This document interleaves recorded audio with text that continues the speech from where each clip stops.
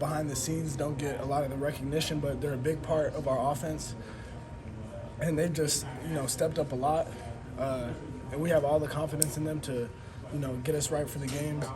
It's also allowed a lot of the players to come together, the leaders to step up more. It just requires more, from the players.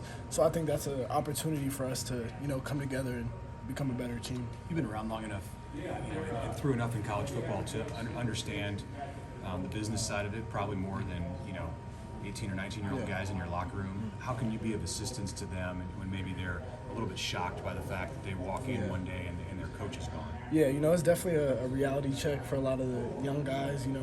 When they get recruited by a certain coaching staff, they probably expect them to be there, the whole time. But as we know, like you said, it's a business. So just letting them know that, the coaches might be the reason they're here, but they're here now, and it's on them to, keep progressing and keep going and stay with it. So I think it's good for this to happen, early in their careers. Now they can, kind of get a feel for it and realize that, it's a business. When you look at Wisconsin, how physical do you expect their secondary to be, just with how they play you? I know David Bell, they really got physical on him. I mean, how are you expecting them to kind of come at you this week? Yeah, the DBs definitely like to get handsy. They have a really good defense all around. They have a good DB core, and that just requires more from us.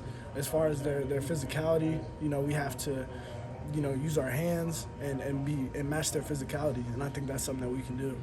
How much can your offense maybe test them in different ways? I mean, they probably haven't seen a lot of triple option. They definitely haven't seen a quarterback like Martinez that runs. Yeah. I mean, how do you guys use these things to maybe get them off balance? I think we just have to keep doing what we've been doing.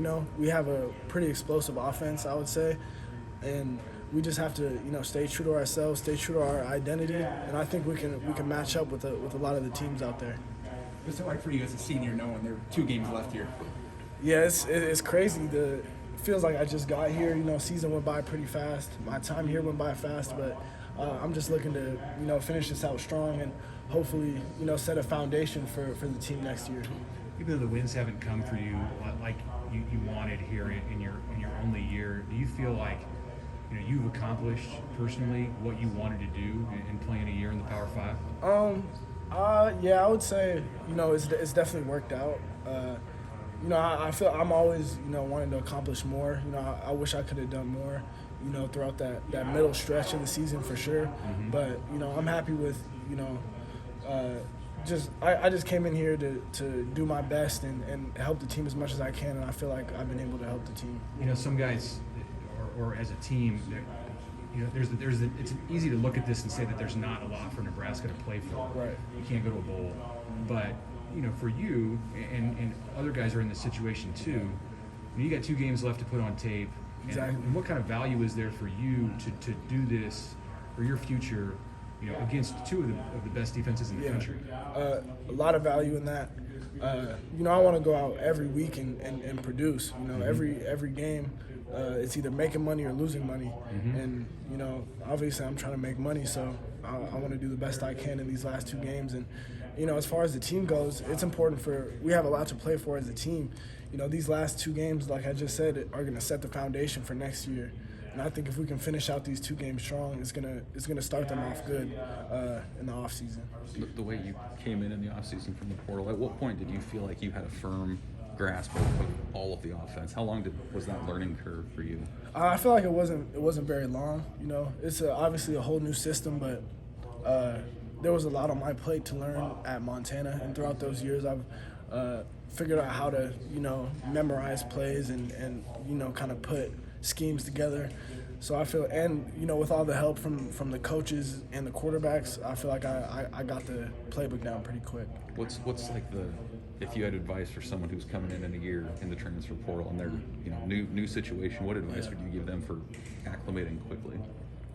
Just getting your playbook right away. I mean, you can't get on the field unless you know the plays. That's the number one thing. And I would just say ask for help. Don't be scared to ask. Have extra meetings with the coaches, extra meetings with the quarterbacks, anything that can give you that edge to get on the field as soon as you can. Hey, Samori, you got your first draft All-Star invite. I mean, how rewarding was that to start getting some of that stuff? I know it's not for a few weeks for you, Right. but just to kind of start to know maybe what your next steps are going to be. Yeah, I was definitely grateful to get that opportunity. Definitely something that I'm looking forward to. I just want the opportunity to go against the best of the best. Like I said, same reason why I came here. I want to play against the best competition possible, and that All-Star game is going to give me a chance to do that. Thanksgiving's next week. You got a favorite Thanksgiving food? I would probably say sweet potatoes. I like sweet potatoes. I like stuffing too. I'm not a big turkey guy. Like I like turkey, but it's kind of dry for me. So I'd rather go with ham than turkey. But